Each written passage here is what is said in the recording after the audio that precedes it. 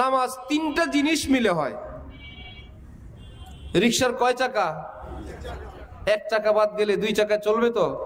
অধিকাংশই তো আছে, সব জায়গায় অধিকাংশ চলে না। লাইটের তার যদি অধিকাংশ থাকে লাইট জ্বলবে? 1 ইঞ্চি যদি না থাকে চলবে? অল্প একটু না থাকলেও লাইট বন্ধ, পুরোটা দিলে লাইট জ্বলবে। অল্প একটু নাই জ্বলবে না, পুরোটা না থাকলেও জ্বলবে না। তাহলে নামাজের কয় চাকা? 3 চাকা। নামাজের চাক্কা কয়টা? 2 চাকায় নামাজ হবে, 1 চাকায় চাক্কা ছাড়া 3 চাকা, অর্থাৎ 3টা কাজ। 1 নম্বরে নামাজের বডির কিছু কাজ, দেহের। 1 নম্বরে দাঁড়ায় থাকা, একটু পরে রুকু দেওয়া, একটু পরে সেজদা দেওয়া, বসে থাকা, এগুলো কি মুখের কাজ না দেহের কাজ? এটা তো আমরা দেখতে দেখতে মোটামুটি শেখা আছে, সবাই দেখা আছে না, যে এভাবে হাত বেঁধে একটু দাঁড়ানো লাগে, বডির কাজগুলো। এবার কিছু আছে মুখের কাজ, কান পর্যন্ত হাত উঠে সর্বপ্রথম কি বলবো? সুবহানাল্লাহ। সবাই জানে মাশাআল্লাহ। কান পর্যন্ত হাত উঠে কি বলবো? সবচেয়ে বড় কে? এই ঘোষণা দিয়ে শুরু, আল্লাহু আকবার, আল্লাহ মহান, আল্লাহু আকবার। তাহলে মুখের একটা কাজ আমরা জানি। রুকুতে যাব কি বলে? আল্লাহু আকবার। উঠবো কি বলে? সামি আল্লাহু লিমান হামিদা। এরপরে তো সবই আল্লাহু আকবার। তাহলে এগুলো কিছু মুখের কাজ। এবার আল্লাহু আকবার বলে দাঁড়ানোর পর মুখের কিছু কাজ আছে না নাই? আছে। একবার যদি একা একা নামাজ পড়ি তাহলে সূরা, কেরাত ইত্যাদি, এটা হলো মুখের কাজ। বসলে আত্তাহিয়াতু, রুকুতে সুবহানা রাব্বিয়াল আযীম, সিজদায় সুবহানা রাব্বিয়াল আলা, এগুলো কি দেহের কাজ না মুখের কাজ? দ্বিতীয় চাক্কা, কিছু কাজ দেহের, কিছু কাজ মুখের। এই দুই দিয়েই নামাজ হবে? কারণ আরেকটা অন্তরের কাজ আছে। নামাজ পড়তে আসছি কাউকে দেখানোর জন্য না আল্লাহর জন্য? জুতা চোর কি নামাজ পড়ে না 2-1 রাকাত? এর নামাজ সব হবে? কেন? অন্তর খারাপ, আর বাকি সব ঠিক আছে। ওর নামাজ হবে না কি কারণে? তৃতীয় চাক্কা যেটা অন্তরেরটা, ওর নিয়ত হলো যে অমুকের এই দামি জুতা রাইখা মুসল্লিরা কোন কাতারে আছে, সে এখন কোথায় আছে, ওরে পাহারা দেয়। যতই সূরা কেরাত পড়ুক আর যতই চোখ বন্ধ করে খুইলা জুব্বা গায়ে দিয়ে নামাজ পড়ুক, চোরার নামাজ হবে না। কেন? দাঁড়ানোতে কোনো সমস্যা হয়েছে? অজুর কোনো সমস্যা? সূরা কেরাতে সমস্যা না নিয়তে সমস্যা? হয় আসছে নামাজে না জুতা নিতে? ঠিক এমনি ভাবে আপনি নামাজ পড়বেন এই নিয়তে, মেয়ে বিয়ে দিব আজকে, ছেলের পক্ষের লোকেরা আসছে, আমি যদি ঘরে থাকি এ তো বলবে বেনামাজির মেয়ে। এই জন্য এদেরকে দেখানোর জন্য আমি একটু মসজিদে যাওয়া লাগে, যাতে ছেলের পক্ষরা মনে করে মাশাআল্লাহ মেয়ে নামাজি হবে, মেয়ের বাপ তো আজকে আমার সঙ্গে নামাজ পড়ছে। আল্লাহর জন্য না দেখানোর জন্য? 3 নম্বর পয়েন্টে ধরা। তাহলে নামাজের জন্য কিছু আছে দেহের কাজ, কিছু আছে মুখের কাজ, কিছু আছে অন্তরের কাজ। একটু মজার গল্প বলি। এক হুজুর গেছেন কোনো বাসায় দাওয়াত খেতে। হুজুর বললেন, ভাই বেনামাজির বাসায় দাওয়াত খাই না, নামাজ পড়েন? আসলে জীবনেও পড়ে না। হুজুরের সামনে বলছে পড়ি। আজকে ফজর পড়ছেন? পড়ছি। কয় রাকাত? 8 রাকাত। এই লোককে আজকে পড়ে নাই না জীবনেও পড়েনি। এতে প্রমাণ হয়ে গেছে শুধু আজকে না, পড়ে নাই, জানেও না কি পড়বে। হুজুর তো রওনা হয়েছে যে শয়তান তো পুরো বেনামাজি। ভিতর থেকে মহিলা শুনছে 8 রাকাত বলে ঝামেলা পড়ছে, এই কারণে হুজুর অসন্তুষ্ট হয়ে রওনা হয়েছেন। বের হয়ে যাচ্ছেন, ভিতর থেকে মহিলা পর্দা বেড়ার মধ্যে একটু খটখট আওয়াজ দিয়া 4 আঙ্গুল দেখাইছে, 4 বলেন, 4 বলেন। এমন ধমক দিছে মহিলারে, বদমাশ, 8 বলছি, হুজুর খুশি হয় নাই, আর তুই 4 বলতে আসছস। হুজুর করে তো যত বেশি বলে তত খুশি না। ওই লোকের ধারণা, এই জন্য পিছনে পিছনে দৌড়ে গিয়া, হুজুর রাগ করেন না, আসলে নামাজ তো আরো বেশি, আমি বয় একটু কমায় বলছি। শুনছেন খবর? আলহামদুলিল্লাহ, আলহামদুলিল্লাহি ওয়া কাফা ওয়া সালামুন আলা ইবাদিহিল্লাযীনা ইসতাফা, আম্মা বা'দ, ফাআউযু বিল্লাহি মিনাশ শাইতানির রাজীম। বিসমিল্লাহির রহমানির রহিম। وقل رب اغفر وارحم وأنت خير الراحمين. صدق الله مولانا العظيم. وقال رسول الله صلى الله تعالى عليه وسلم: الراحمون يرحمهم الرحمن يرحموا من في الأرض يرحمكم من في السماء أو كما قال رسول الله صلى الله تعالى عليه وسلم মুআজ্জাজ হাজিরিন, আমি আল্লাহ পাক রব্বুল আলামিনের পবিত্র কালামের অংশ বিশেষ তেলাওয়াত করলাম এবং হযরত রাসূল করিম সাল্লাল্লাহু আলাইহি ওয়াসাল্লামের একখানা হাদিস শরীফ পাঠ করলাম। আল্লাহ পাক কুরআন শরীফ এবং হাদিস শরীফের কামিল হেদায়েত আমাদের সকলকে নসিব ফরমান। কোরআনে পাক এবং হাদিসে পাকের নূরে আমাদের জীবনকে সুন্দর করার তৌফিক দান করেন। আল্লাহ পাক আমাদের সকলকে ঈমানি হায়াত, ঈমানি মৌত দান করেন। সকলকে আল্লাহ পাক জান্নাতুল ফিরদাউস দান করেন। পৃথিবী বিখ্যাত এক আলেম ছিলেন, বুজুর্গ ছিলেন, হযরত হাকিমুল উম্মত মুজাদ্দিদুল মিল্লাত মাওলানা আশরাফ আলী থানভী রহমতুল্লাহি আলাইহি। তিনি বলতেন, ইসলাম পুরাটা সুন্দর, ইসলামের প্রত্যেকটা অঙ্গও সুন্দর, ইসলামের প্রতিটি বিষয় সুন্দর। এবং বলতেন, রাসূল সাল্লাল্লাহু আলাইহি ওয়াসাল্লামের একটি সুন্নত এত সুন্দর, পৃথিবীর সব ফুল যত সুন্দর, নবীজির এক একটি সুন্নত এর চাইতে বেশি সুন্দর। এবং তিনি বলতেন, ছোট্ট কোনো ঈমানদার, সামান্য ঈমান যার আছে, আল্লাহ পাক যদি তার ঈমানের আলোটা, ঈমানের নূরটা এই পৃথিবীতে খুলে দেন, একজন বেনামাজি মুসলমান, বেরোজগার মুসলমান, গুনাহগার মুসলমানকে আল্লাহ পাক যে নূর দিলেন, এই নূরটাকে যদি আল্লাহ পাক ওপেন করেন, খুলে দেন, তাহলে সূর্যের আলোর চেয়ে এই পৃথিবীটা বেশি আলোকিত হয়ে যাবে। এত আলো ঈমানের মধ্যে। আমি যেটা বলতে চাই আমার ভাই, ইসলাম সুন্দর, ইসলামের সব কিছু সুন্দর।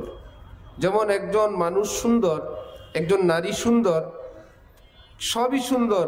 শুধু যদি নাক কাটা থাকে তাকে কি সুন্দরী বলা হবে? সব কিছু সুন্দর। একটা কান কাটা হইলে সুন্দরী বলা হবে? ঠোঁট কাটা হইলে বলা হবে? হ্যাঁ, সবটা যদি সুন্দর হয় তাকে বলে সুন্দর।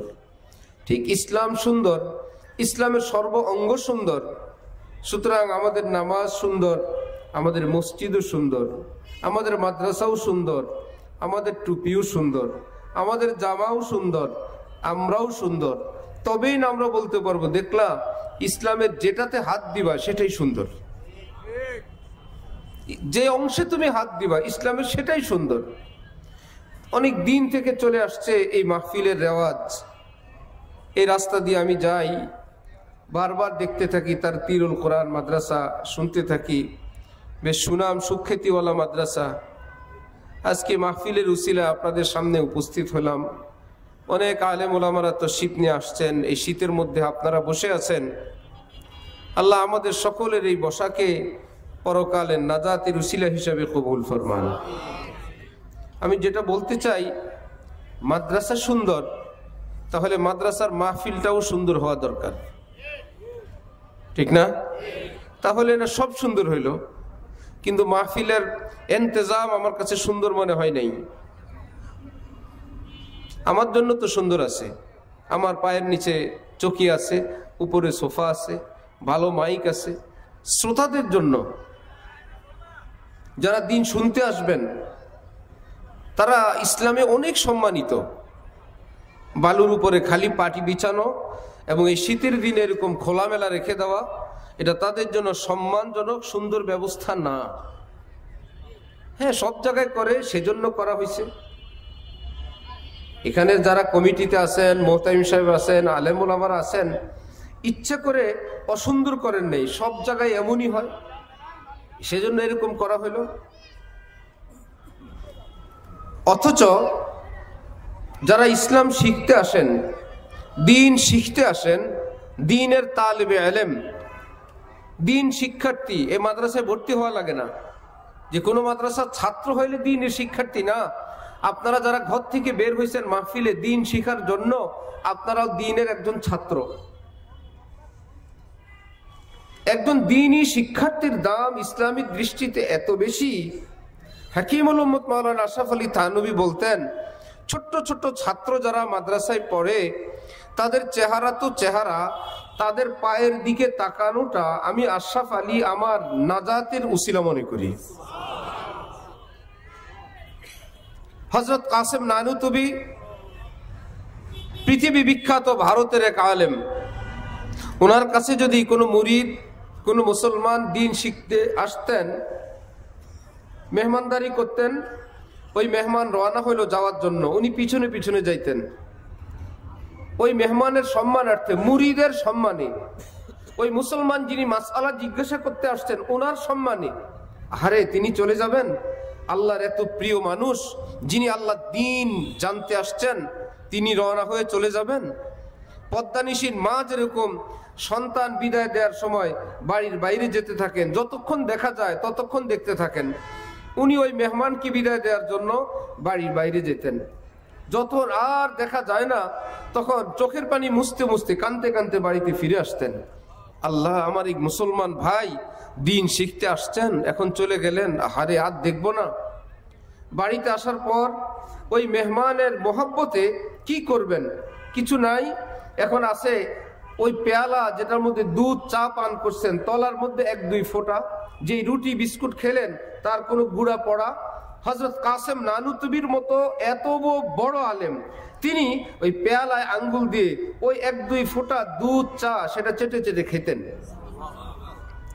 ভাঙ্গা রুটি বিস্কুটের অংশগুলো খেতেন, আর বলতেন, আমার আল্লাহ দ্বীন শিখতে আসা এই মুসলমান ভাইয়ের ঝুটা আমি খাই, ইনশাআল্লাহ এই উসিলা আল্লাহ আমাকে মাফ করে দিবেন।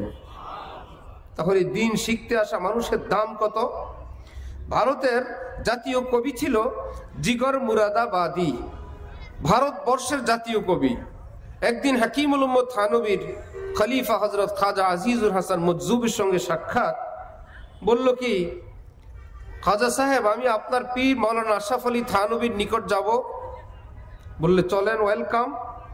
বললেন, খাজা সাহেব একটু কথা আছে, আমি তো সারাদিন মদ খাই, আমি আপনার হুজুরের কাছে যাব, এত লম্বা সময় আমি মদ খাওয়া ছাড়া থাকতে পারবো না, আমি যাওয়ার সময় কিন্তু বোতল নিয়ে যাব। খাজা সাহেব বললেন, আপনি কেমন কথা বলেন, একজন আলেমের নিকট যাবেন, আপনি সাথে বোতল রাখবেন? জিগর মুরাদাবাদী বলল, তাহলে ভাই সরি, আমার যাওয়া সম্ভব না। খাজা সাহেব বললেন, না গেলে নাই। গিয়ে হাকিমুল উম্মত থানভীর নিকট বললেন, জিগর আসতে চাইল আজকে, ভারতের জাতীয় কবি, মুসলমান কিন্তু গুনাহগার। হযরত থানভী বললেন, তারপরে?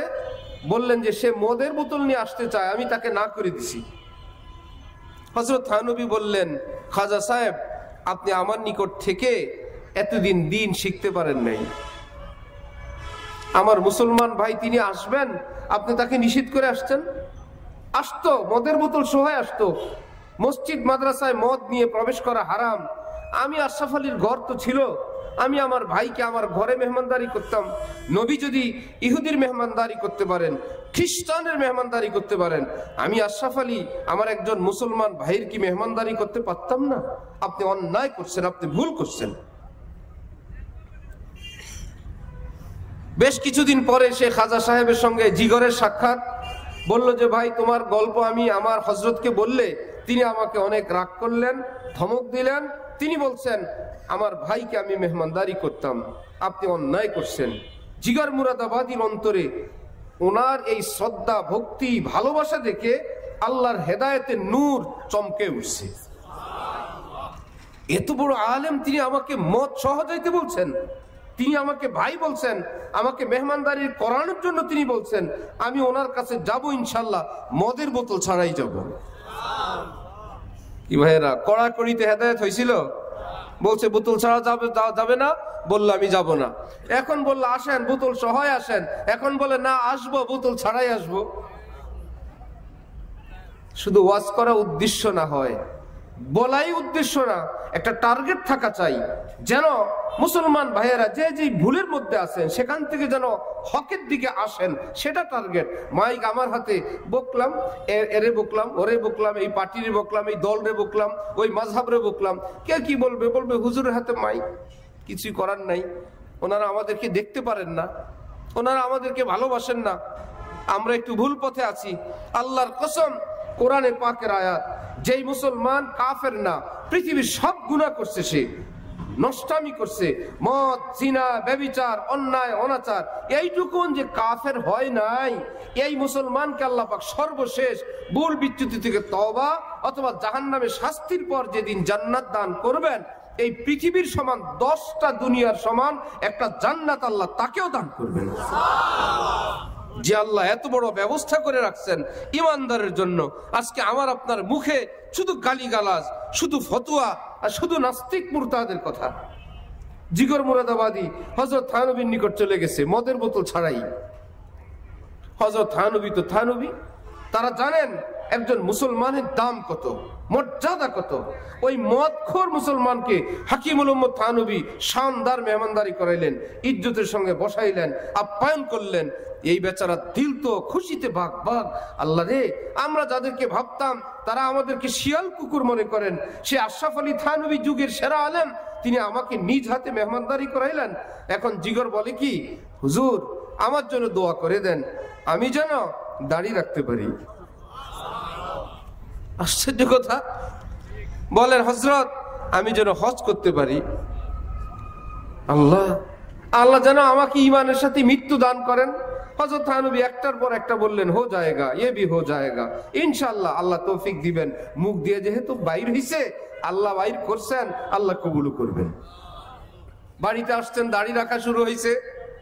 এক সাংবাদিক হাফিজি হুজুরের কাছে গেলে হাফিজি হুজুর বললেন, ওই সাংবাদিক গিয়ে বললো, হযরত দোয়া করে দেন। হযরত হাফিজি হুজুর মাথা থেকে গালটা একটু মুছে দিয়ে দিছেন। এমন অন্তরে লাগছে, আল্লাহ রে, হাফিজি হুজুর এই গালে হাত লাগাইছেন, এখন কে বলে এই গালে আমি আর খুর লাগাবো না, যা হাফিজি হুজুর হাত লাগাইছেন, আমি আর এখানে কেচি লাগাবো না, আমি দাঁড়িয়ে রেখে দিব। সুবহান, আদরে কাজ হয়ে গেছে। এখন জিগর মুরাদাবাদী দাঁড়িয়ে রাখছে, দাঁড়িয়ে রেখে নিজে আয়নার সামনে গিয়ে নিজের লেখা কবিতা নিজে এখন পড়ে, চলো দেখ আয়ে তামাশা জিগর কা, সুনা হয় वो কাফের মুসলমান হোগা। দেশের লোকেরা শুনছ, যাকে আগে কাফের মতন দেখা যাইতো, নবীর সুন্নতের নূরের বরকতে মুসলমান মুসলমান দেখা যায়। তোমরা দেখতে আসবা, দেখতে আসো, জিগরকে এখন মুসলমানের বাচ্চার মতো দেখা যায়। নিজেই খুশি, আল্লাহ রে, আমাকে এত সুন্দর লাগে। এখন অসুস্থ হয়ে গেছেন হঠাৎ কিছুদিন পরেই। ডাক্তারদের বোর্ড বসছে, বোর্ডের সিদ্ধান্ত হইল মদে অভ্যস্ত লোক হঠাৎ মদ বন্ধ করার কারণে একটা শরীরে ঝাঁকুনি খাইছে, বাঁচতে হলে তাকে বাকি জীবন মদ খাইয়েই বাঁচা লাগবে। বড় মুশকিল। তাকে বলা হইলো এই সমস্যা। রোগী মানুষ শুয়ে শুয়ে ডাক্তারদেরকে বলতেছে, আগার মাই পিতা রাহুঙ্গা তো কব তক জিতা রাহুঙ্গা। আবার যদি আল্লাহর নাফরমানি করে মদ পান করা শুরু করি, কতদিন বাঁচবো ডাক্তার? ডাক্তাররা বলল, সেটা তো আমরা জানি না। জিগর মুরাদাবাদী বলল, আমি আর আল্লাহকে অসন্তুষ্ট করে মদের বোতল মুখে লাগাবো না, মরা লাগলে এক্ষণ মরে যাবো। যে লোক মদ ছাড়া থাকতে পারে না, সে বলে বাঁচার জন্য হইলো মদ খাবো না, মরলে এখন মরবো, আল্লাহকে খুশি করে জান দিয়ে দিব। আল্লাহ পাক দেখলেন আমার জিগর এত বড় হিম্মত করলো, তাহলে আমি তার একটা পুরস্কার দিব না। আল্লাহ পাক বিনা মদেই তাকে সুস্থ করে দিলেন। হজ করে আসছেন, মদও ছাড়লো, দাড়িও রাখলো, হজও করলো। কয়েক বছর পর যখন তার মৃত্যু হলো, বুজুর্গানে দ্বীন বলেন, তার মৃত্যুর লক্ষণ এবং চেহারা দেখে সেই যুগের আলেম ওলামারা বলছে, আলহামদুলিল্লাহ, দুনিয়া থেকে ঈমান নিয়েই বিদায় নিয়ে গেছে। আমার ভাই, এক আল্লাহ ওয়ালার মোহব্বত, আল্লাহ ওয়ালার সোহবত সারা জীবনের মদখোরকে সুন্নতের নূরওয়ালা বানাইলো। আল্লাহ পাকের ঘর দেখার তৌফিক দিল, ঈমান নিয়ে দুনিয়া থেকে যাওয়ারও তৌফিক দিল। পৃথিবী বিখ্যাত আরেক বুজুর্গ ইব্রাহিম ইবনে আদহাম রাস্তা দিয়ে যাওয়ার সময় দেখলেন একটা যুবক ছেলে মদ পান করে বেহুশ পড়ে আছে, মুখে মাছি বনবন বনবন করতেছে, উঠতেছে। ইনি দাঁড়াইলেন, আরে আমার মুসলমান ভাই, আল্লাহর এক বান্দা এভাবে অচেতন। উনি মাথায় পানি দিলেন, মুখ ধুইলেন, একটু সেবা শুশ্রূষা করলেন, খেদমত করলেন। হাদিসে পাকে নবীজি বলেন, আর শুনো, আল খালকু ইয়ালুল্লাহ ওয়া আহাব্বুল খালকি ইলাল্লাহি মান আহসানা ইলা ইয়ালি। এই পৃথিবীর যত মাখলুক এরা আল্লাহ পাকের পরিবারের সদস্যের মতো। যার প্রতি তুমি দয়া করবা আল্লাহ তোমার উপর দয়া করবেন। সে মানুষ হোক, মুসলিম হোক, অমুসলিম হোক, শিয়াল হোক, কুকুর হোক, গরু হোক, যাই হোক, মাখলুক তো আল্লাহর, হায়াত তো আল্লাহ দিছেন, রূহ তো আল্লাহ দিছেন। আল্লাহর সঙ্গে তার একটা সম্পর্ক আছে, তাকে একটু আদর করো, একটু খেদমত করো, রব্বুল আলামিন তোমার উপর রহমত নাযিল করবেন। ওই মদ্যপ ছেলেটার খেদমত করার পর সে হুঁশে এসে দেখে এই পৃথিবীর বড় আলেম বুজুর্গ আমার খেদমত করতেছেন। হুজুর আপনি কেন ভাই? তুমি আমার আল্লাহর বান্দা না? আমার আল্লাহর বান্দার খেদমত করলাম। আমি তো গুনাহগার, আমি তো মদ খেয়ে এখানে বেহুশ, সেটা তোমার ব্যাপার, গুনাহ, কিন্তু তুমি তো আমার আল্লাহর বান্দা।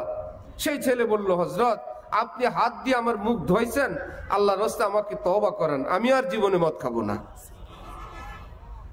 ইন্নাল লুতফা ইয়াতি বিমা লা ইয়াতি বিহিল উনফ। কঠোরতা, শক্ত ভাষা এত বড় কাজ উদ্ধার করতে পারে না।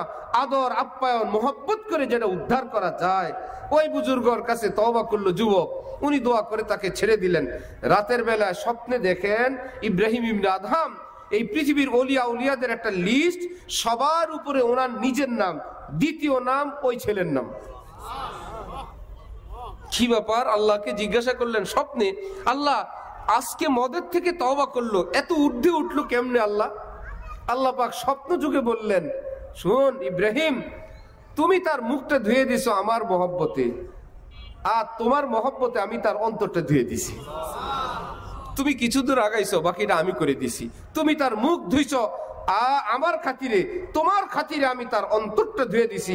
আনতা গাসালতা ওয়াজহাহু লিআজলি ফাগাসালতু কলবাহু লিআজলিকা। হে ইব্রাহিম, আমি আল্লাহ যার অন্তর ধুয়ে দেই, সে কি আর কোনো গুনাহ থাকে? সে তো নিষ্পাপ হয়ে যায়। এই কারণে এত ঊর্ধ্বে আল্লাহ পাক তাকে মর্যাদা দান করে দিয়েছেন।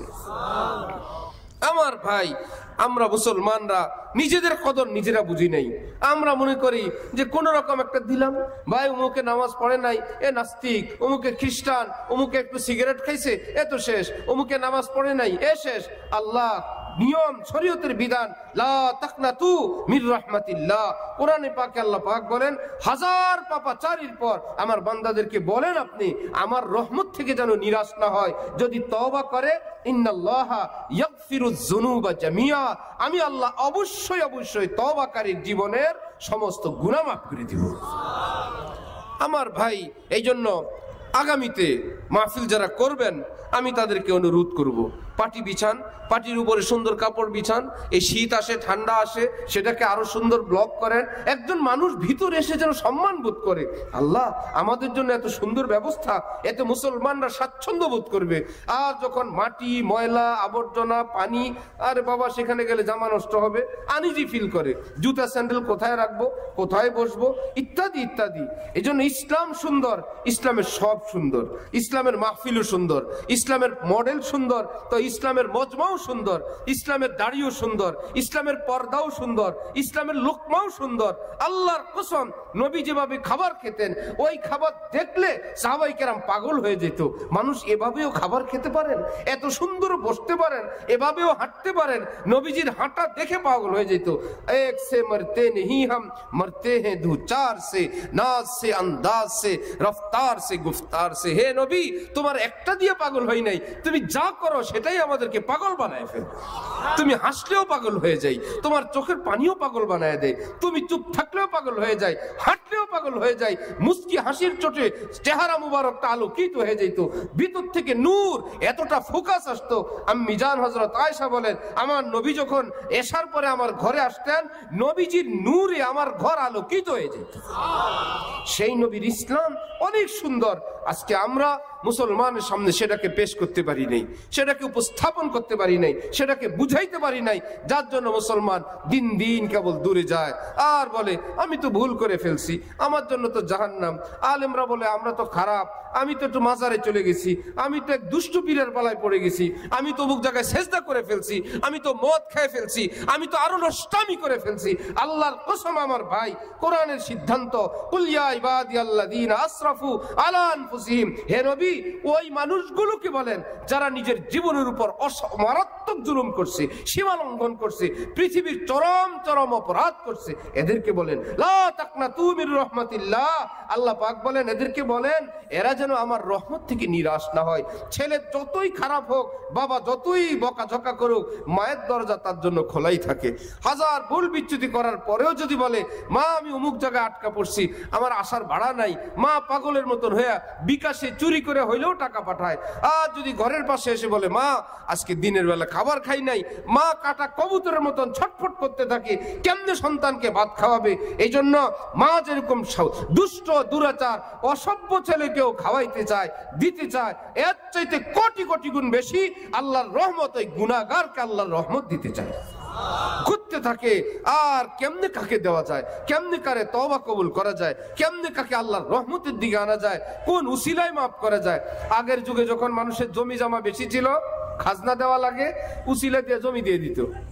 যেই জমি নিয়ে এখন ঝগড়া হয়, লিখে দেয় নাই, মুখে মুখে দিয়ে দিছে।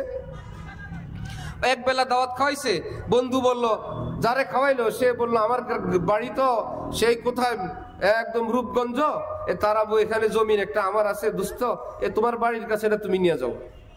এক বেলা খানা খাওয়াইছে, জমি একটা দিয়ে দিছে 1 একর। আর কি মুখের কথাই তো শেষ।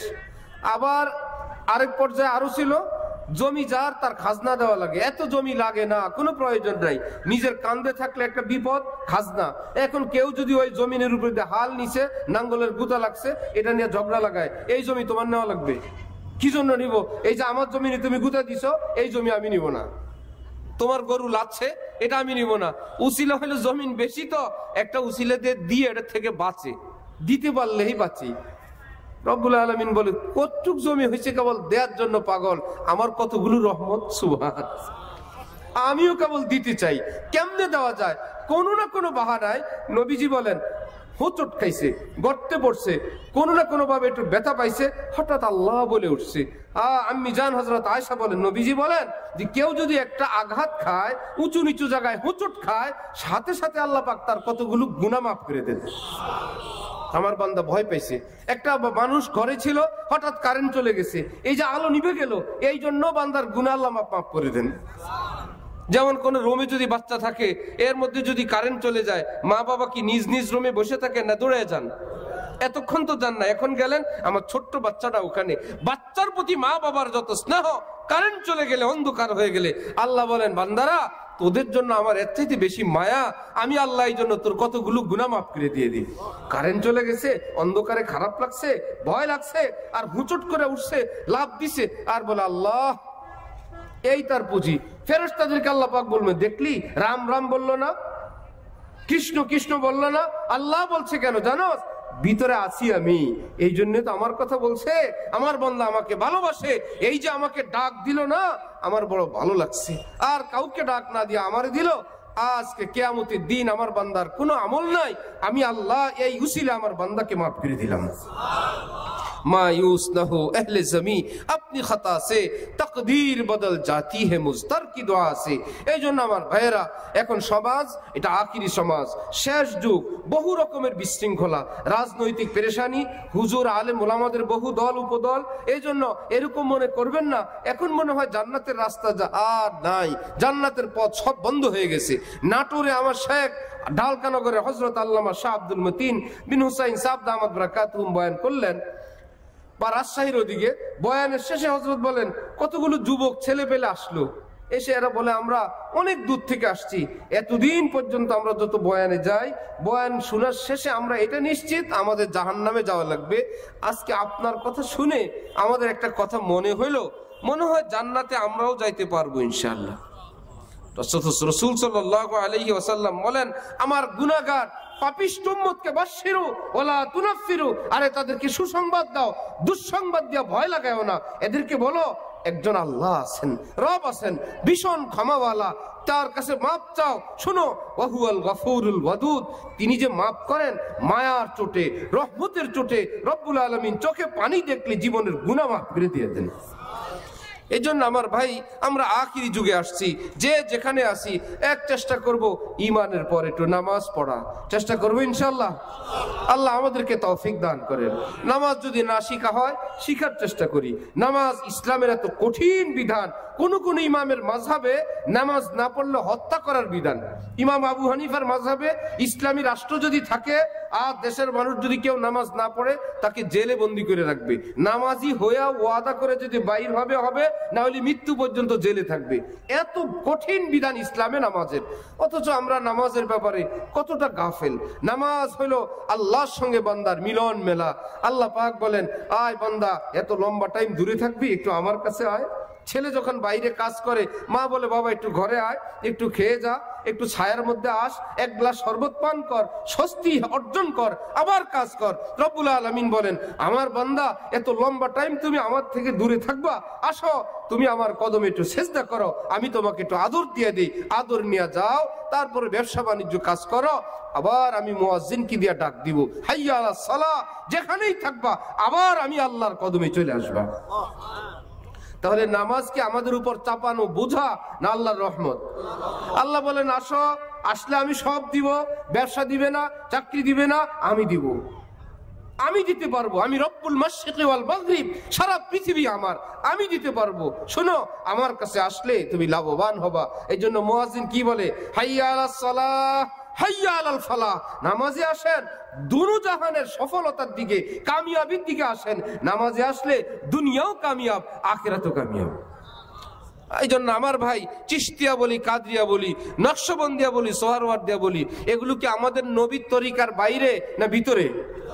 নবীর তরিকার বাচ্চা কাচ্চারা সব গোড়া যদি হয় আম গাছ, এবার ডাল যতগুলি হবে, একটা গাব গাছ, একটা জাম গাছ, একটা খেজুর গাছ, না সব আম গাছ? গোড়া কি? আম গাছ। ডাল যতই হবে সব কি গাছ? আম গাছ। নবী হইলেন আমাদের গোড়া।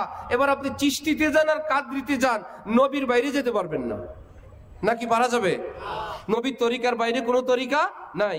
নবীর তরিকায় এগুলোর তরিকা হয়েছে, একজনে জিকির আস্তে করে, একজনে জোরে করে, একজন গুনাহ থেকে বাঁচতে বলে, আর একজন বেশি বেশি নামাজ পড়তে বলে, একজন খায়া টায়া আল্লাহকে ডাকতে বলে, একজন ক্ষুধার্ত থাইকে আল্লাহকে ডাকতে বলে।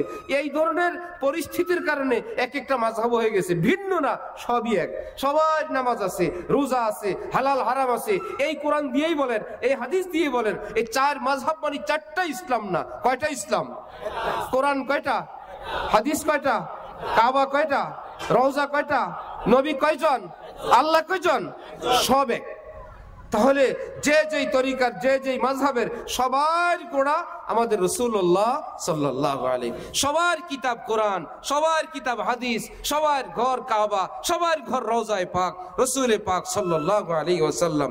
নবীজি কি জীবনে নামাজ না পড়ে কাটাইতেন না পড়তেন? হযরত খাজা মঈনুদ্দিন চিশতি আল্লাহর ধ্যানে থাকতেন, আজানের খবর নাই, একামতের টাইম আসছে খবর নাই। এরকম পরিস্থিতিতে নিজে স্বাভাবিক অবস্থায় খাদেমদেরকে বলতেন, আজান যদি আমি না শুনি, আজানের সময় হলে, নামাজের সময় হলে কানের কাছে এসে আমারে বলবা, সালাত সালাত, নামাজ নামাজ। যদি আমি চোখ না মেলি, হুঁশে না আসি, আমার বাজুতে ধরবা, হাতে ধরে জোরে ঝাঁকি দিবা, আর বলবা নামাজ নামাজ। ইনি আল্লাহর ধ্যান মুরাকাবায় মশগুল। কোন দিক থেকে আজান হয়েছে জানা নাই, খবর নাই। খাদেমরা না কানের কাছে, তাও খবর নাই। ওনার আদেশ বাজুতে ধরে দূরে জোরে ঝাঁকুনি দিয়ে বলতেন, নামাজের ওয়াক্ত হয়েছে হযরত। তিনি এইবার কানতেন আর বলতেন, তোমাদেরকে আল্লাহ পুরস্কার দেন দুনিয়া আখিরাতে, আমাকে আমার রাসূল সাল্লাল্লাহু আলাইহি ওয়াসাল্লামের তরিকার উপর থাকার জন্য সহযোগিতা করলা। আমার নবী জীবনের শেষ দিন পর্যন্ত নামাজ পড়ছেন, আমাকে সেই নামাজের জন্য তোমরা সহযোগিতা করলা, আল্লাহ তোমাদেরকে উত্তম প্রতিদান দান করেন। তাহলে খাজা মঈনুদ্দিন চিশতি নামাজ ছাড়া ছিলেন না নামাজওয়ালা ছিলেন? তাহলে আমরা নামাজ পড়বো ইনশাআল্লাহ। চিশতিয়া বলেন, কাদিরা বলেন, বড় পীর আব্দুল কাদের জিলানী নামাজওয়ালা ছিলেন, শিহাবুদ্দিন সোহরাওয়ার্দী নামাজওয়ালা ছিলেন, মুজাদ্দিদ আল ফিসানি নামাজওয়ালা ছিলেন, বাহাউদ্দিন নকশবন্দি নামাজওয়ালা ছিলেন, সবাই কোরআনওয়ালা ছিলেন। এই জন্য মুসলমানের জন্য নামাজ এটা কোনো তরিকার ব্যাপার না, আমরা নবীর উম্মত, এটা আমাদের নামাজ। চেষ্টা করবো ভাইয়েরা, আল্লাহ পাক তৌফিক দান করেন। এক সাহাবী ভুল বিচ্যুতি করে নবীজির নিকট আসছেন, এখন কি করবেন? নবীজি বলেন, নামাজ ঠিক মতো পড়ো, এই নামাজের বরকতে আল্লাহ তোমার ভুল বিচ্যুতি থেকে নাজাত দান করে দিবেন। তাহলে আমরা আমাদের মা বোনরা ঘর বাড়িতে যারা আছেন, আমরা সুন্দর মতো নামাজ আদায়ের চেষ্টা করবো ইনশাআল্লাহ। নামাজ তিনটা জিনিস মিলে হয়। রিকশার কয় চাকা? এক চাকা বাদ গেলে দুই চাকা চলবে তো? অধিকাংশই তো আছে, সব জায়গায় অধিকাংশ চলে না। লাইটের তার যদি অধিকাংশ থাকে লাইট জ্বলবে? 1 ইঞ্চি যদি না থাকে চলবে?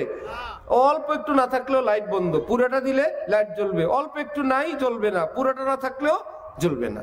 তাহলে নামাজের কয় চাকা? 3 চাকা। নামাজের চাক্কা কয়টা? 2 চাকায় নামাজ হবে, 1 চাকায় চাক্কা ছাড়া 3 চাকা, অর্থাৎ 3টা কাজ। 1 নম্বরে নামাজের বডির কিছু কাজ, দেহের।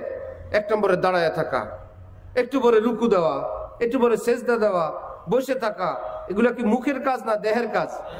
এটা তো আমরা দেখতে দেখতে মোটামুটি শেখা আছে, সবাই দেখা আছে না, যে এভাবে হাত বেঁধে একটু দাঁড়ানো লাগে, বডির কাজগুলো। এবার কিছু আছে মুখের কাজ, কান পর্যন্ত হাত উঠে সর্বপ্রথম কি বলবো? সুবহানাল্লাহ।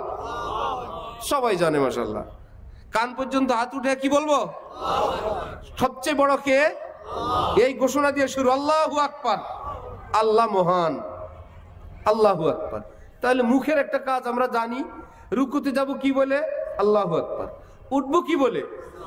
সামি আল্লাহু লিমান হামিদা। এরপরে তো সবই আল্লাহু আকবার। তাহলে এগুলো কিছু মুখের কাজ। এবার আল্লাহু আকবার বলে দাঁড়ানোর পর মুখের কিছু কাজ আছে না নাই? আছে। একবার যদি একা একা নামাজ পড়ি তাহলে সূরা, কেরাত ইত্যাদি, এটা হলো মুখের কাজ। বসলে আত্তাহিয়াতু, রুকুতে সুবহানা রাব্বিয়াল আযীম, সিজদায় সুবহানা রাব্বিয়াল আলা, এগুলো কি দেহের কাজ না মুখের কাজ? দ্বিতীয় চাক্কা, কিছু কাজ দেহের, কিছু কাজ মুখের। এই 2 দিয়েই নামাজ হবে? কারণ আরেকটা অন্তরের কাজ আছে। নামাজ পড়তে আসছি কাউকে দেখানোর জন্য না আল্লাহর জন্য? জুতা চোর কি নামাজ পড়ে না 2-1 রাকাত? এর নামাজ সব হবে? কেন? অন্তর খারাপ, আর বাকি সব ঠিক আছে। ওর নামাজ হবে না কি কারণে? তৃতীয় চাক্কা যেটা অন্তরেরটা, ওর নিয়ত হলো যে অমুকের এই দামি জুতা রাইখা মুসল্লিরা কোন কাতারে আছে, সে এখন কোথায় আছে, ওরে পাহারা দেয়। যতই সূরা কেরাত পড়ুক আর যতই চোখ বন্ধ করে খুলে জুব্বা গায়ে দিয়ে নামাজ পড়ুক, চোরার নামাজ হবে না। কেন? দাঁড়ানোতে কোনো সমস্যা হয়েছে? অজুর কোনো সমস্যা? সূরা কেরাতে সমস্যা না নিয়তে সমস্যা? ওই আসছে নামাজে না জুতা নিতে? ঠিক এমনি ভাবে আপনি নামাজ পড়বেন এই নিয়তে, মেয়ে বিয়ে দিব আজকে, ছেলের পক্ষের লোকেরা আসছে, আমি যদি ঘরে থাকি এ তো বলবে বেনামাজির মেয়ে। এই জন্য এদেরকে দেখানোর জন্য আমি একটু মসজিদে যাওয়া লাগে, যাতে ছেলের পক্ষরা মনে করে মাশাআল্লাহ মেয়ে নামাজি হবে, মেয়ের বাপ তো আজকে আমার সঙ্গে নামাজ পড়ছে। আল্লাহর জন্য না দেখানোর জন্য? 3 নম্বর পয়েন্টে ধরা। তাহলে নামাজের জন্য কিছু আছে দেহের কাজ, কিছু আছে মুখের কাজ, কিছু আছে অন্তরের কাজ। একটু মজার গল্প বলি। এক হুজুর গেছেন কোনো বাসায় দাওয়াত খেতে। হুজুর বললেন, ভাই বেনামাজির বাসায় দাওয়াত খাই না, নামাজ পড়েন? আসলে জীবনেও পড়ে না। হুজুরের সামনে বলছে পড়ি। আজকে ফজর পড়ছেন?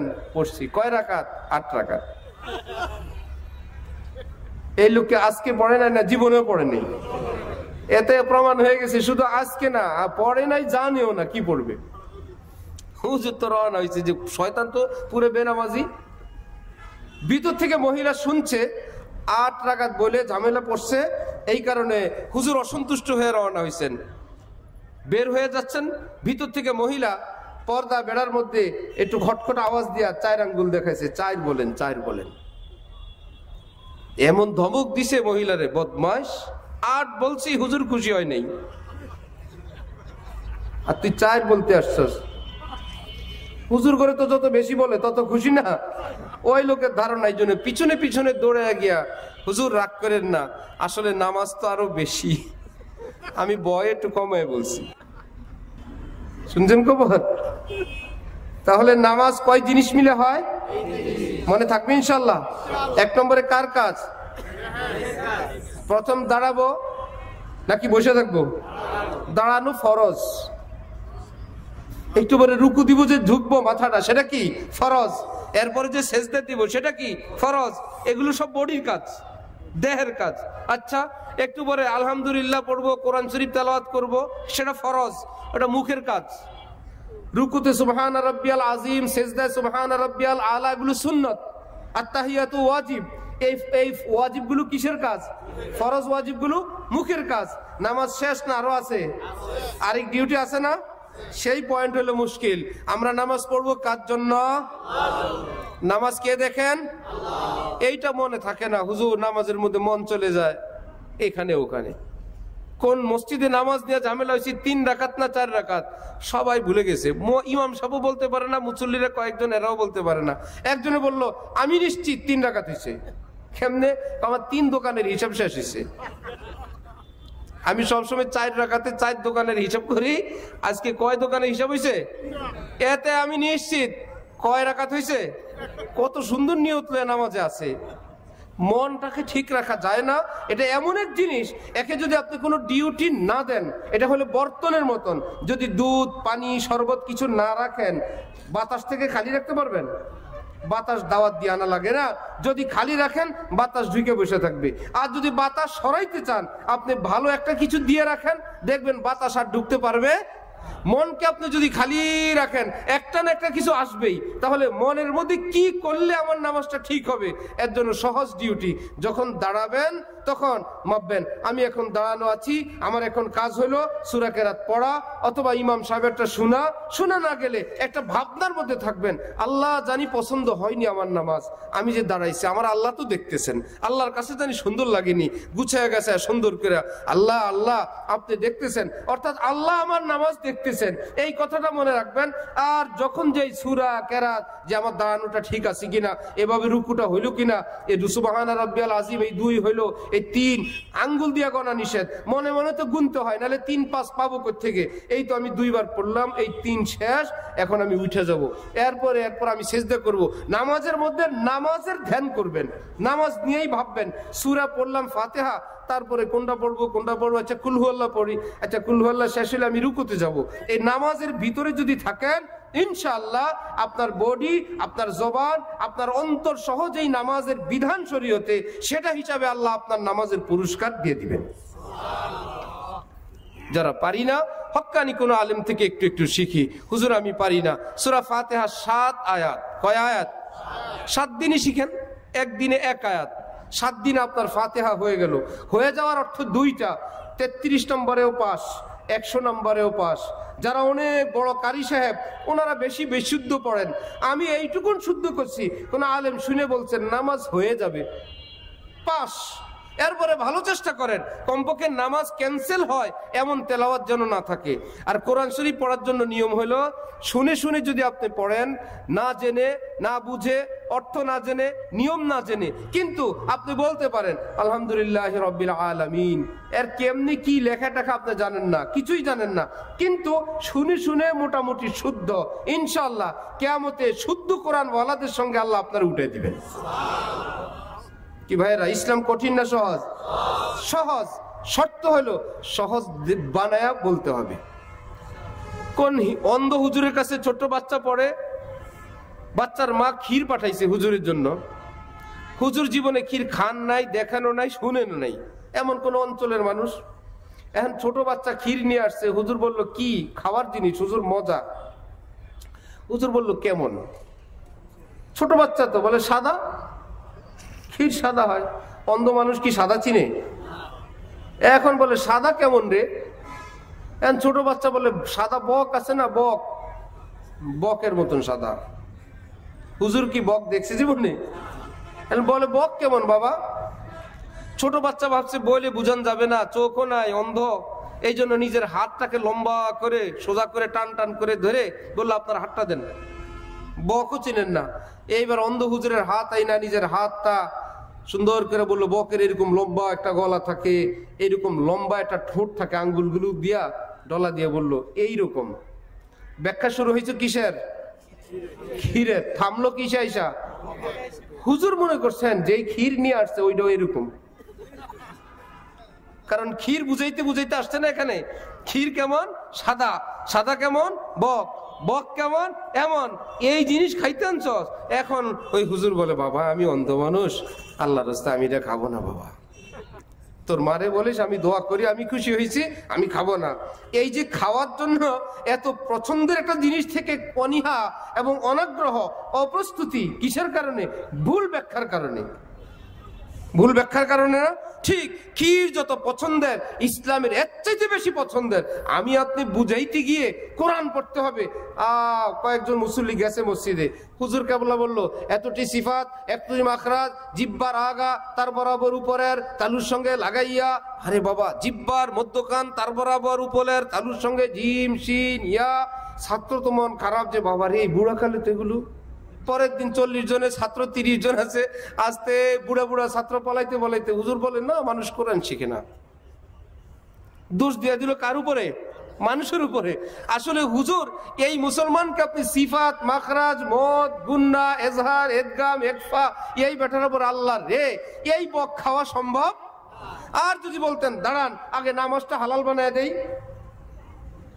কিচ্ছু শিখা লাগবে না। যেই বাঙালি চায়না পারে, বাঙালির সঙ্গে দুনিয়ার কেউ পারে নাকি? আবার এক চায়না আর এক জাপানি আর এক বাঙালি এক জায়গায় বসছে। এখন চায়নাওয়ালা কি কি জানি মোবাইলে দেখে, বলে আমার অফিসে কি কাজ হচ্ছে এগুলো আমি দেখতেছি। আর এক জাপানি সেও কি কি অনলাইনে কোনো কাজ করতেছে। বাঙালির কিচ্ছু নাই, মোবাইলও নাই, অনলাইন টনলাইন ব্যবসা বাণিজ্য। ভাবছে আমি এদের সঙ্গে বসছি, আমার তো এদের সঙ্গে ফুটানি করার কিচ্ছু নাই। বাথরুমে গিয়ে টিস্যু পেপারটা কোমরে বাঁধতে এসে গেছে। এরা দুইজন বললো এটা কি? বললো আমার অফিসে যা কাজ হচ্ছে এখান থেকে প্রিন্ট হয়ে বাইরে হইতেছে। এরা দুইজন তো অবাক, আরে বাবা মারাত্মক তো বাঙালি। বলে আমার অফিসে যা হচ্ছে এখান থেকে প্রিন্ট হয়ে বাইরে হইতেছে। এরা দুইজন অবাক যে আরে বাবা, চায়না জাপান থেকেও বাঙালি আরো অ্যাডভান্স। তো যেই বাঙালি জাপান চিংড়ি পর্যন্ত দিয়ে দেয় না, মাসি একটা ধরতে গেছে পারে নাই, ওই জাপানি ছুরি দিয়ে মেরে ফেলছে একটারে। আরেক চায়না একদম ছোট্ট সুই মেরে ওটাকে ফুটা করে দিছি, বাঙালি থাপ্পড় দিতে গেছে মরে নেই। ঠকছে না? না পারে কি হয় বলে কি এমন সিস্টেম করে দিছি জীবনে ঘর সংসার করতে পারবো না, বিয়ে শাদী করতে পারবো না জীবনে। ঠকবে না বাঙালি, এর নাম হলো বাঙালি। যে বাঙালি চায়না পারে, জাপান পারে, কোরিয়ান পারে, সৌদি আরবকে বক বক করে আরবি শিখে ফেলে, শিখে না? দুনিয়ার সব কঠিন ভাষা শিখতে পারে কিনা? সেই ভাষার তুলনায় সূরা ফাতিহা জীবনে কতবার শুনলাম আলেমের কাছে, এটা কি বেশি কঠিন না সহজ? আলেমের মুখে শুনতে আসি, একটু আমরা ট্রেনিং দিয়া শিখে নিব। আল্লাহর কসম যদি শুনে শুনে শিখেন, আপনি আলিফ বাতাসা চিনেন না, ওয়াজিব গুন্না এজহার এদগাম ইখফা কিচ্ছু জানেন না, কোরআনের কোন নিয়ম নীতি জানেন না, কিন্তু আপনি এটা জানেন আলহামদুলিল্লাহি রাব্বিল আলামিন আর রহমানির রহিম কুল হুয়াল্লাহু আহাদ আল্লাহুস সামাদ ইন্না আতাইনাকাল কাউসার, এইরকম 3-4 খান সূরা পারেন, এটা দিয়ে ঘুরে ফিরে আপনি নামাজ পড়েন। আলেম ওলামা যারা বিখ্যাত আলেম মহামনীষী, তারা বললেন আল্লাহ পাক এই লোকের নাম লিখবে, হ্যাঁ আমার এই বান্দা তেলাওয়াত সহি শুদ্ধ করে। ওয়ালাকাদ ইয়াসসারনাল কুরআনা লিযিকরি ফাহাল মিন মুদ্দাকির, আল্লাহ পাক বলেন আমি কোরআন সহজ করে দিলাম, কেউ আসো শিখার। আজকে আমরা ব্যাখ্যাকারীরা ভুল, মানুষ ভুল করে, কিন্তু ভুলের পরে ওষুধ আছে না। ছোট ডাক্তারের কাছে যাবেন, মনে হয় যেন ভুল যা হয়েছে বড় ভুল তার কাছে যাওয়াটাই হয়েছে। ভাই চোখের ডাক্তার যদি আনাড়ি হয়, প্রথম একখান ফতোয়া দিবে, এই চোখ দিয়ে আপনি দেখেন? হ্যাঁ দেখি তো। আল্লাহ, আপনি তো আর 3 দিন পরে অন্ধ হয়ে যেতেন। যেই বেচারা এতক্ষণ যা কিছু দেখতেছিল এখন আস্তে লম্বা হয়ে গেছে ডাক্তারের কথা শুনি না। কিছু টেস্ট ফের দেখা বলে এই রুগী আপনি বেঁচে আছেন, এখনো কথা বলতে পারেন, আপনি হেঁটে আসছেন নাকি আপনাকে অ্যাম্বুলেন্সে আনছে? এই লোক আসতে কাঁপতে কাঁপতে কাঁপতে আমি নাকি মারা যাবো এখন। এক ছেলে অসুস্থ, বাবা ডাক্তার নিয়ে আসছে, ডাক্তার পড়ালেখা করে নাই, এখন যেরকম মুসলমানি করাইতে গিয়া সব মেরে ফেলে না, জীবনে হাজমরা করাইছে, কেউ মরছে? এত বিজ্ঞানীর পড়ালেখা করে একটু মুসলমানি করাবে, রুগী মারা যায়। কি পড়াটা পড়ছে? এইরকম এক আনাড়ি ডাক্তার নিয়ে আসছে, কিছু তো বুঝে না, ছেলে চুপ করে শুয়ে আছে। ডাক্তার সাহেব বলতেছে ছেলে মারা গেছে। ছেলে শুয়ে শুয়ে শুনে আমি নাকি মারা গেছি। এখন ছেলে ভাবলো চুপ করে থাকলো তো একটু পরে কবরের ব্যবস্থা করবে, বললো আব্বা আমি মরি নেই। বাবা বলতেছে চুপ বেটা, তুই বেশি বুঝোস না, ডাক্তার বেশি বুঝে। ডাক্তার বলছে মারা গেছে, মারাই গেছে। এইরকম পাগল ডাক্তারের কাছে গেলে ভালো মানুষও মরার খবর আসে। আমাদের এক ড্রাইভার সাহেব ছিল, তার ছেলে এখন মাদ্রাসায় পড়ে, এই ছেলে মারা গেছে বলে সে ফেলাই দিছে, মানে একদম হওয়ার পরপরই ও এক কোণায় ফেলায় রাখছে। তারা ফতোয়া দিচ্ছে এটা মারা গেছে, এবং সে তারা কান্নাকাটি করতেছে। কোথায় এখন নতুন বাচ্চা, একটু পরে কান্নার আওয়াজ, সেই কান্নার আওয়াজওয়ালা বাচ্চা সুস্থ হয়ে এখন মাদ্রাসায় পড়ে। এগুলো ডাক্তার? ডাক্তারের লাইনে যেরকম এরকম ডাকাত আছে, অযোগ্য আছে, আমাদের লাইনও আছে, বুঝেন নাই? শুধু ডাক্তার করে বকা দেওয়া উদ্দেশ্য না, আমাদের লাইনে যে এরকম অনভিজ্ঞ, পড়ালেখা ছাড়া এরকম কড়া মোল্লা আছে, যেই লোকের একটু ভুল বিচ্যুত হয়েছে, ওই ডাক্তারে যেরকম বলে মারা গেছে, মুসলমানের হয়েছে বলে হ্যাঁ কাফের হয়ে গেছে, উনি ও নাস্তিক হয়ে গেছে, অমুক মুরতাদ হয়ে গেছে, অমুকে তো মাজারে গেছে, অত শেষ হয়ে গেছে, আর অমুকে তো সেজদা দিছে, এত একদম শেষ হয়ে গেছে। এরকম ডাক্তারেরা ঈমান এত শক্ত, এত মজবুত,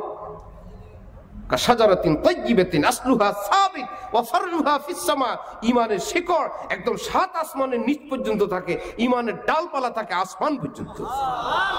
এটাকে উপড়ে ফেলা অত সহজ না। ঈমানদারকে কাফের বানায় দিবেন যখন তখন। এই জন্য আমার ভাইয়েরা, যে আল্লাহ আল্লাহ করে কোন আলেম থেকে একটু সূরা কেরাত শিখবো ইনশাআল্লাহ, নামাজ শুরু করেন, দেখবেন আল্লাহ আপনাকে নূর দিবেন, চেহারায় জ্যোতি দিবেন, স্বাস্থ্য ভালো হবে, রিজিকে বরকত হবে, ঘরে শান্তি আসবে। কয় তাবিজ দিয়া পারবেন এগুলো? আল্লাহ আমাদেরকে আল্লাহ ওয়ালাদের সঙ্গে, আলেম ওলামাদের সঙ্গে জুড়ে জুড়ে থাকা তৌফিক দান করেন, এবং ঈমানের পর নামাজ যথাসম্ভব এই নামাজটুকু আদায় তৌফিক দান করেন। এই নামাজই দেখবেন আপনাকে সুন্নতওয়ালা বানাবে, দ্বীনওয়ালা বানাবে, নূরওয়ালা বানাবে। আলেম ওলামাদের সঙ্গে মিশে থাকলে দেখবেন একদিন দাড়ি আসবে, আরেকদিন টুপি আসবে, আরেকদিন জিকির আসবে, আরেকদিন চোখে পানি আসবে, আরেকদিন শখ করে ছেলে মাদ্রাসায় যাবে, আরেকদিন আপনি হাফিজের বাবা হবেন, আলেমের বাবা হবেন ইনশাআল্লাহ। আল্লাহ আমাদেরকে হক্কানি আলেম ওলামাদের সঙ্গে জুড়ে থাকার তৌফিক দান করেন। ওয়া আখিরু দাওয়ানা আলহামদুলিল্লাহি রাব্বিল আলামিন।